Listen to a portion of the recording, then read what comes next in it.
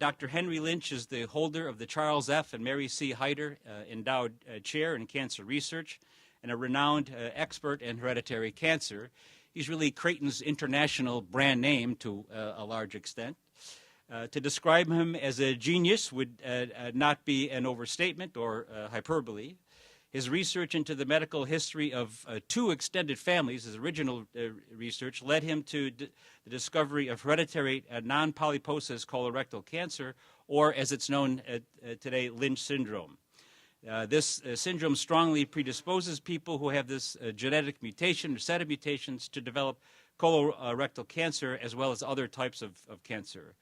Dr. Lynch's use of statistics to prove the genetic link between certain cancer types was unique at the time and really groundbreaking at the time. His research has led to the definition of familial atypical multiple mole melanoma syndrome and the hereditary breast ovarian cancer syndrome as well.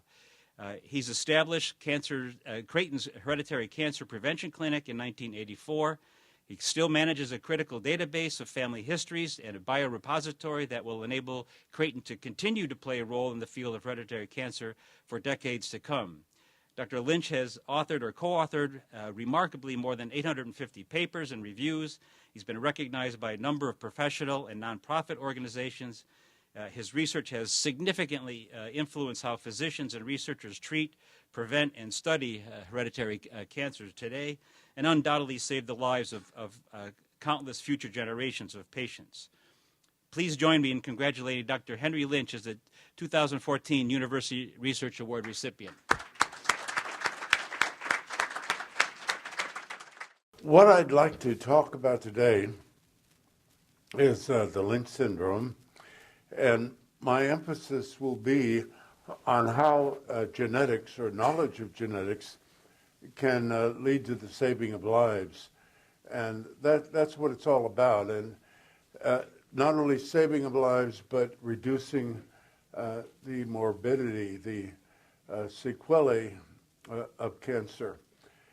So with that in mind, I'd like to track some of the background so that I can describe how we go about working up a family. And that's what all physicians and genetic counselors are doing and or should be doing. Because when a patient comes to you, it's really compelling that we not only evaluate the medical aspects for that particular visit, but it's equally important to delve into the history. By family history, we really go into depth with the medical background and, of course, the cancer. We zero in on the type of cancers. And it's the pattern of the cancers, how they associate, that can help with the diagnosis. But the sine qua non will be the DNA studies. And that is done only after genetic counseling. The patients have to know whether or not they really want to find out what is going on in the family and how it might impact on them. And this gets into psychological factors that may be overbearing. And when the patient realizes that their whole life destiny may change radically should they have the mutation, it's their right to be able to make that judgment and how it'll impact upon the rest of the family, including their children. Obviously, I hope that they accept this information and are able to accept it, because it will have a great deal of concern as to how we will go about managing them and hopefully saving their lives. But it's their right, and that's what I wanted to emphasize. It's their right to consent and to go forward. Once we have this information of a germline mutation, highly targeted surveillance and management can be adopted And this is where the positive aspects come into play in the sense of making an early diagnosis and saving the life. We should extend it to all at-risk relatives, and this should include what I refer to as the extended family pedigree, and it includes several generations. It includes the children, the parents, aunts, and uncles, because they could be at risk based upon the genetic findings. Physician education is really important because in many cases, and I have to be very honest about it, the physician may think he or she is doing a good job by establishing a diagnosis in the patient, in the single patient. But we really have to get into the family history in sufficient depth and make available to the patient and the other family members the opportunity to have the DNA studies. Research is ongoing, particularly in problems of discrimination, and insurers are getting more concerned about defraying the costs for testing, because over the long haul, it's much better to make the diagnosis, avoid the cancer, avoid the surgery. This is where the insurance comes in. Avoid chemotherapy, hormonal therapy, and the list goes on. And that's very expensive. So it's more cost-effective to do the workup, do the DNA, and save a lot of insurance dollars. Next slide, please. Do you have? Yep, I got it. Oh, you got it. Okay. Now, I was talking about the extended family, and here's the patient. So we do a good workup on the patient, and this is where we initially can get the family history, get it started. Here are the patient's siblings.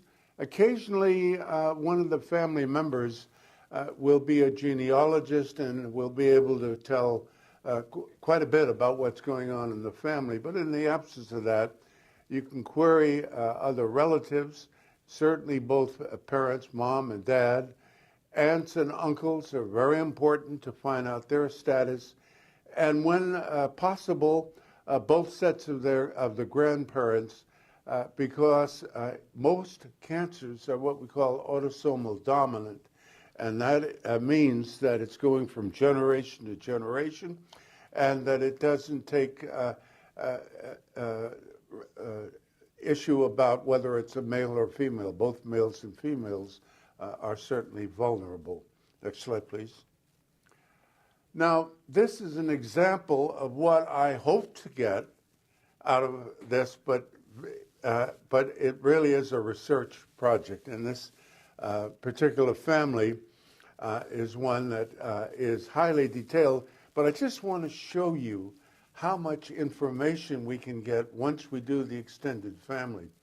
Now, this happens to be a young lady who at age 14, she's very brilliant, and actually she has visited us on a couple of occasions along with her mother, and she is very intelligent, and we're hoping that she's been interviewed here at Creighton, and I've encouraged her to come to Creighton. She's a Miss Missouri teenager. That's a status she has, and now she's going to Miss Missouri, Miss International Teenager.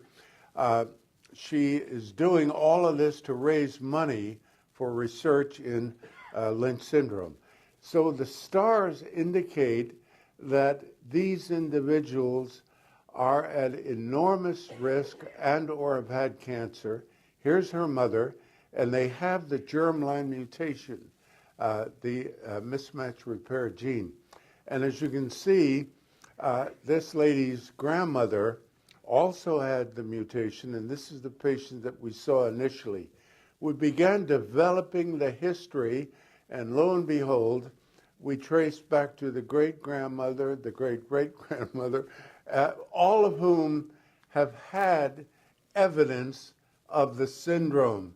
So we have multiple generations. Now, you extend it further, and this again is a research project, and I don't expect the average physician to do this because they just don't have the time.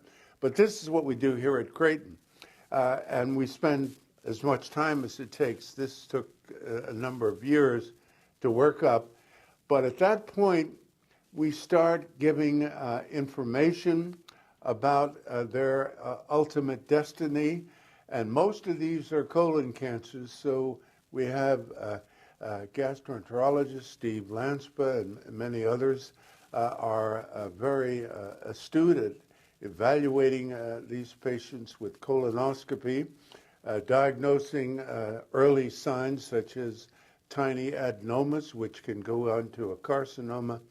And we've been able to help many members in this family who have had cancer, and that's what we do. That's the important aspect of our work. Next slide, please. Now, these are the mutations, and I'm sure all or most of you have had genetics, so you know what a mutation is all about. And this is a change that in the gene that unfortunately has a deleterious effect, and one of these genes will be found, and then it'll be found throughout the family if you're dealing with a hereditary variant.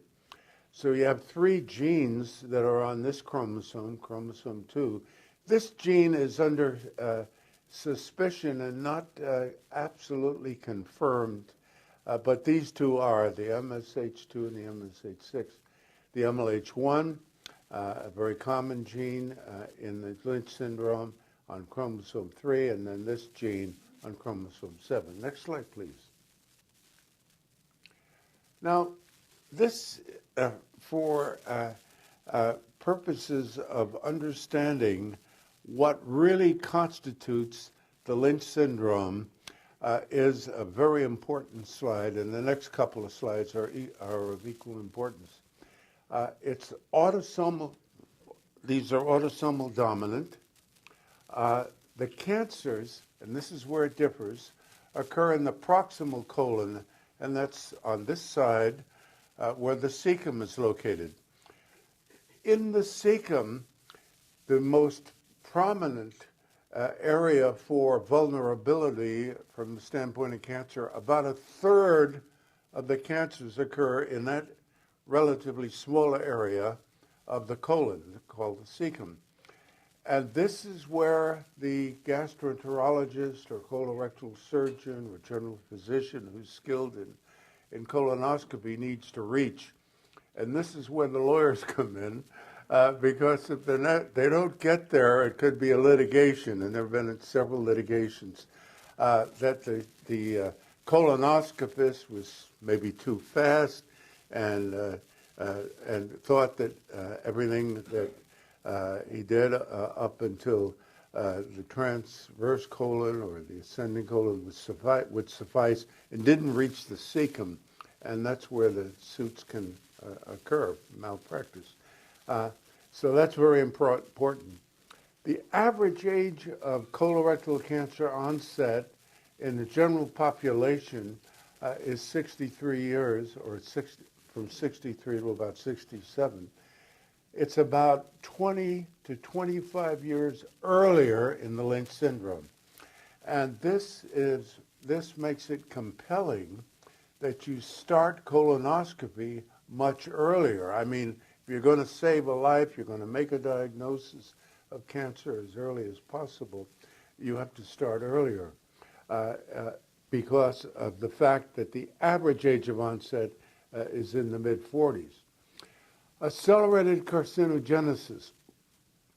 Well, there was a lot of suspicion that we were, many years ago, about 30 or so years ago, when we were recommending colonoscopy at such an early age. Well, we discovered accelerated carcinogenesis along with a colleague from Sloan Kettering, a very famous cancer institute in Cancer Center in New York City. And we were able to show a shorter time for a tiny adenoma, and that's a polyp, of only about 5 millimeters. We were able to target that area with dye and show its progression over time, because we had a suspicion that these were appearing into cancer much more rapidly than in a sporadic patient.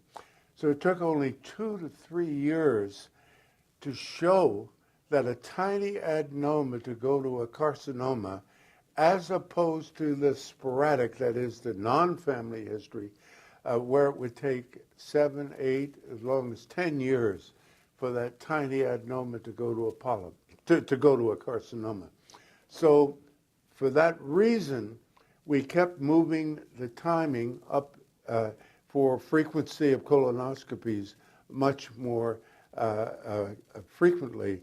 So now we're recommending it every year and a half, starting at age 25, because of the average age being 44, 45. So we're trying to do the best we can to help these patients. And we do it every other year until age 40. And then we start annually, because after age 40, the risk keeps increasing because it's age of onset related. So these factors then are important for the screening of these patients. Then we're concerned about the additional cancers, including the colon, if the wrong operation is done.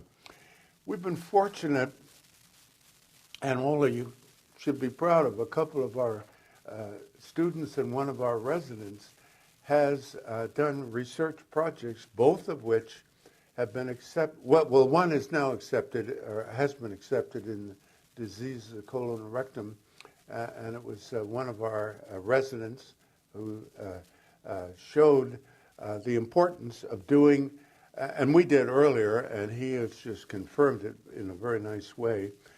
We have shown that a limited resection is inappropriate, and you have to do what we call a subtotal colectomy, and that is right down to leaving as little of the rectal mucosa as possible. So we take out practically all the entire colon, because within 10 years, if we do the wrong operation, about 25 to 30% or more, in some cases, will have a second or third.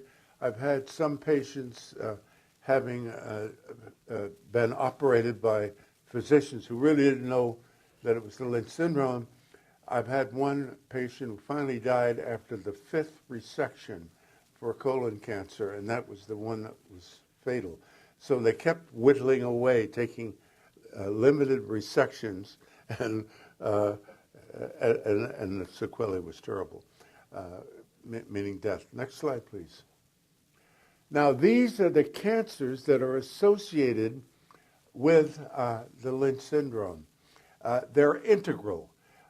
We can show evidence based upon DNA. For example, endometrial cancer is the second most common. Ovary, about 12%. Gastric, interestingly, gastric cancer is one of the more common cancers in the Orient. And in the Orient, in Japan and Korea and China, this is an extremely common cancer. But it also, in the sporadic cases, but it also is the second most common cancer after colon cancer in patients with the Lynch syndrome throughout the Orient. We don't find it as frequent, but it is integral in the United States and other Western countries. Small bowel, pancreas, which is a very terrible cancer with a very limited survival, and on down the line. Recently, we have identified breast cancer as an integral cancer in these families, along with prostate cancer. And this is all verified by DNA. Next slide, please. Now, the pathology, and I'm not going to dwell on this, but my main, because you haven't had, most of you haven't had pathology except my friend Joe Casey, who I'll talk about in a minute, who's a gynecologic oncologist, but he's certainly had a lot of pathology training. But the one thing I want to show you is that these differ. The pathology in this syndrome differs from what you would expect to find in sporadic colorectal carcinoma. Next slide, please. So you put all this together and you ask yourself, could this be a hereditary colorectal syndrome? And next slide, please. But your work just begins when you ask that question, because there are a whole large number, there are a large number of differing syndromes, of which the Lynch syndrome is the most common.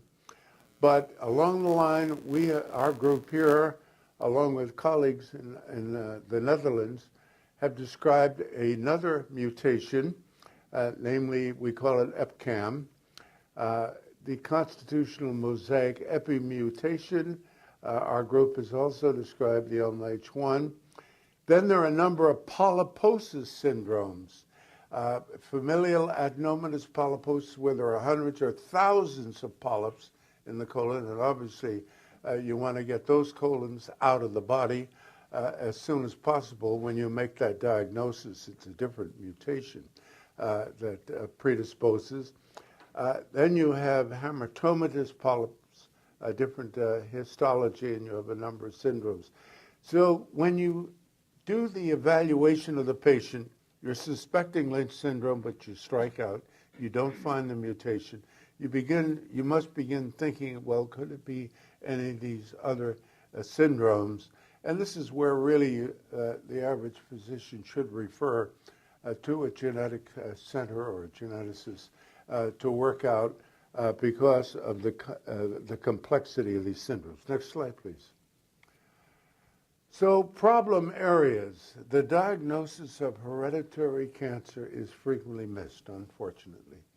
And we see patients coming in with advanced cancer of all varieties. And this, of course, if it's a hereditary factor, it's one that had been obviously missed. The phenotype and the genotype may vary. The syndromes, in the case of the Lynch syndrome, for example, may be variable from the standpoint of a differing mutation that varies in terms of its expression. We're working on that right now, and we don't have all the answers on that, except we strongly suspect that that's the case. Labor is intensive, obviously, to work up these families, and that's why so much of this is being done by genetic counselors. And then we have a paucity of physician or patient interest, which is problematic. Next slide, please. The annual incidence, colon cancer is very common. It's the second or third most common. Probably the best statistics would be the third most common cancer. About 3 to 5% of all colorectal cancers are due to the Lynch syndrome. So this frequency is very high, between 4,000 and 7,000 cases annually with colon cancer in the United States. So it's not rare, and when you have a family, then you have a multitude of cases affected. Next slide, please. So the magnitude of the problem, why are these figures of such significant public health impact? And the answer is simple. It's because each of these statistics may indicate a family, and if it's a family and it's your family, you're going to be greatly concerned. And if you're a physician managing these cases, it's going to be of concern to help as many members of the family as you possibly can. Next slide, please. Next slide. So why pursue cancer of all anatomic sites? It's the pattern of the cancers that I mentioned earlier on. The breast and ovary, or HBOC syndrome, that we described here at Creighton in the late 1960s.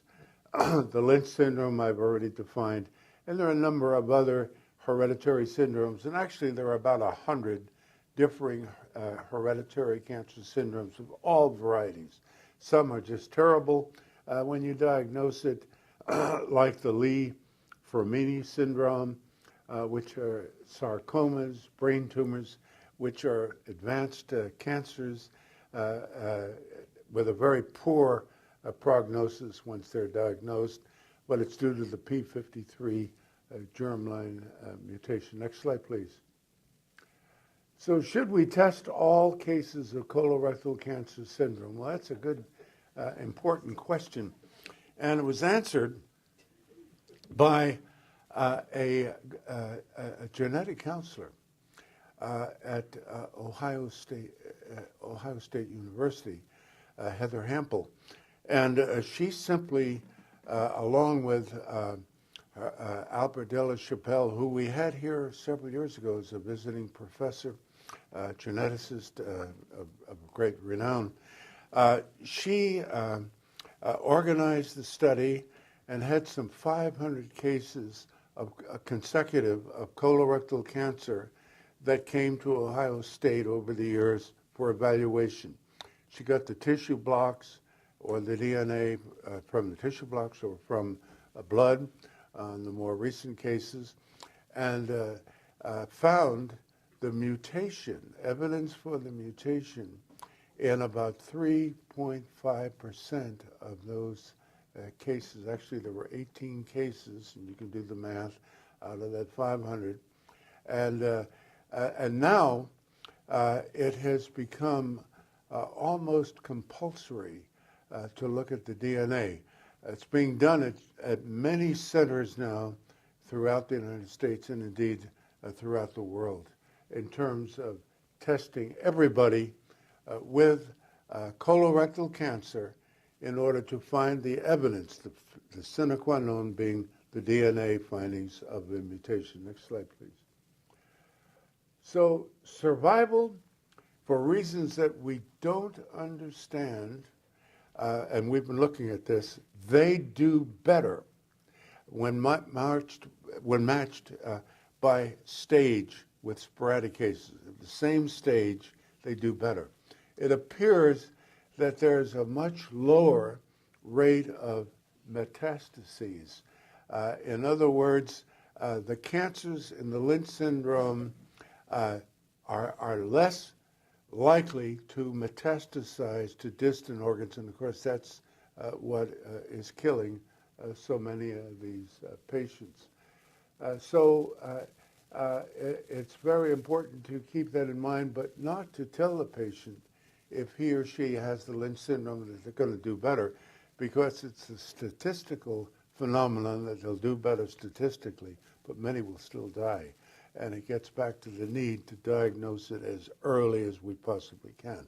But statistically, they do better, and that's exciting as hell, because we're trying to really narrow it down, and we're working with colleagues here at Creighton and at other centers to try to find out, because if we can find out, if we can understand why they're doing better, we can use that same knowledge for the general population, whatever the evidence is. And right now we're looking at what I call tumor-infiltrating lymphocytes, because in Lynch syndrome, and you might have remembered that from my pathology slide, they do have a greater aggregation of lymphs in the tumor, in the body of the tumor and surrounding the tumor. Next slide, please. So the hypothesis is that they have reduced metastatic potential and that favorable biology may be taking an important role. Next slide, please. And this is the evidence, and Tom Smirk, who is a pathologist and was here at Creighton for a number of years. And he was so good that Mayo Clinic lured him back up there, and that's where he is now. But we described this in our data set a number of years ago, and suspected at the time that these were playing what we call an immunomodulatory role, the immunologic factors of lymphocytes. Next slide, please. And this is what was prepared to illustrate what we're talking about, an artist's description of this. And these are the lymphocytes that are in the neighborhood of the tumor, and they're in marked excess. And this is getting us more and more excited. We've known about this. We've researched, maybe very slow. We've been looking at this for 25 years, but we're still looking at it, and we're still trying to analyze its significance. But this is a theory, and I'm the guilty party for advancing that theory, and now we're doing all the work. But it could turn out to be, if we can find a way to excite the issue of increasing lymphocytes to go to the tumor, it could work for other cancers as well. So it's still theoretical. I didn't want you to think we're there yet. We're not, and we may never get there. But hopefully that's a good theory. Next slide, please. So I'm going to close and showing what we've learned from studying these families. Working with a colleague, it's a good friend of myself and Joe Casey, because she's a gynecological oncologist at the MD Anderson Hospital, a very world-renowned cancer center in Houston. And and using some of our cases here and to do research in cancer, you often need people and centers from multiple areas, and these authors are from throughout the United States and Canada. And what we did was we told the patients so that we could get good informed consent to accept or reject prophylactic surgery to reduce the risk of gynecologic cancers. I can tell you right off the bat that ovarian cancer is not a cancer that you can screen successfully for. You just can't do it. When you make the diagnosis, it's essentially a death warrant. Unfortunately, a very low rate, maybe less than 2 to 3%. Joe Casey deals with this with us. And we take the fallopian tubes out at the same time because it's Dr. Casey's work that has shown that the ovarian cancers can arise within the fallopian tubes. And this is why we call it salpingo-oophorectomy and hysterectomy. Next slide, please. This shows the work of Joe Casey, and it's original from Creighton, and about 26% of the cases that he's looked at had their ovarian carcinomas in the BRCA1 mutation carriers have arisen in the fallopian tube, and not in the ovary per se, but we can't exclude the possibility that it might occur also in the ovary, but certainly in the fallopian tube, and about 14% in BRCA2, and in the MLH1 mutation in the MSH2 and the Lynch syndrome, about 38% have arisen within the fallopian tube. So this work of Dr. Casey is really extremely important, and he's about to publish on this along with our group here at Creighton, because they're all our families, most all of them, that he's done this important work. And Shonda Butra is our pathologist, and she is a gem. She's a gem, and we highly respect her proficiency. Next slide, please. Targeted screening. This is what I mentioned earlier, but I want to really give it appropriate emphasis, that we take into consideration the natural history of the cancers, and that means that with proximal location, full colonoscopy to the cecum is necessary.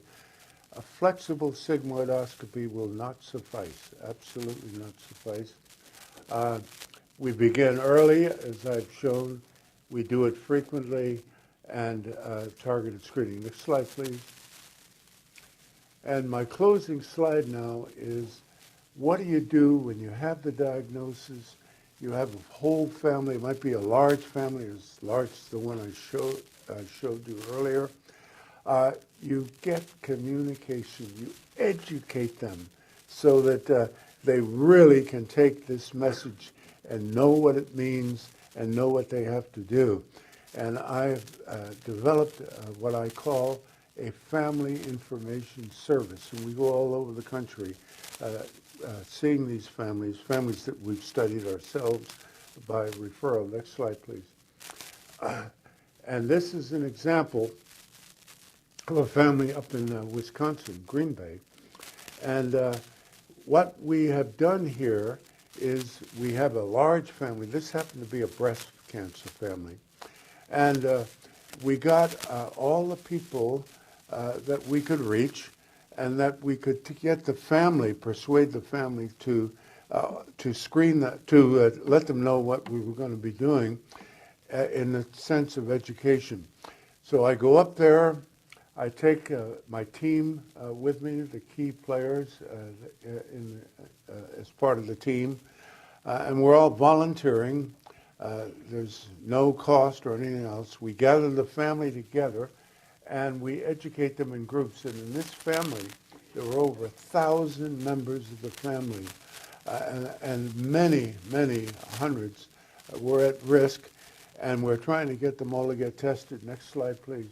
We tell them all about what's going on, and these individuals have already signed consent. They've heard about it in advance of coming here. They've traveled either from both coasts throughout the United States, most of them being in the Wisconsin area in the Midwest. And we let them deliver their blood to us, and that's what we're doing here. We're collecting blood, and we're getting it tested, and we will tell them what is really going on, if they're positive or if they're negative. So that's my message, and I thank you for being attended.